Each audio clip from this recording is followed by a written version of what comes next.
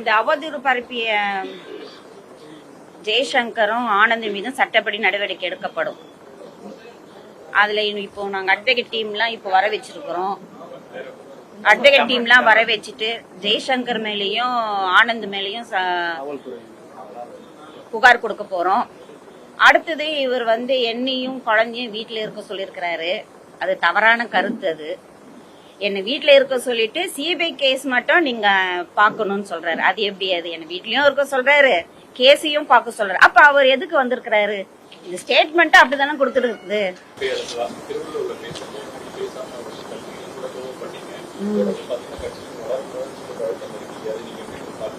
இது அழுத்தம் தான்.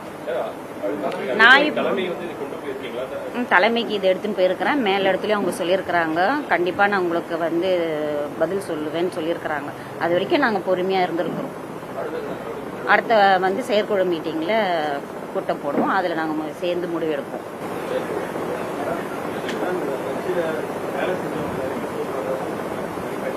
தூக்கிட்டாங்க. நாங்க இருக்கிறோம். அதுதான்ப்பா நாங்க கேட்கிறோம்.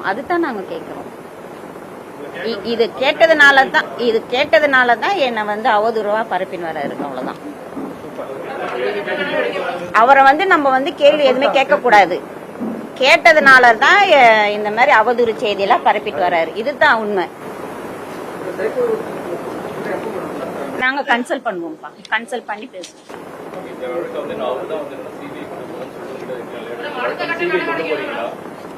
அவர் சொன்னார் இல்லீங்களா, சிபிஐக்கு எடுத்துட்டு போவேன்னு. அவர் ஏன் இது வரைக்கும் சிபிஐக்கு எடுத்துட்டு போகல? சிபிஐக்கு போறேன்னு சொல்லிட்டு கேஸ நடத்துவேன்னு சொல்லிட்டு தான் இந்த பதவிக்கு வந்தாரு. அவர் ஏன் இது வரைக்கும் எந்த ஸ்டெப்பும் எடுக்கல?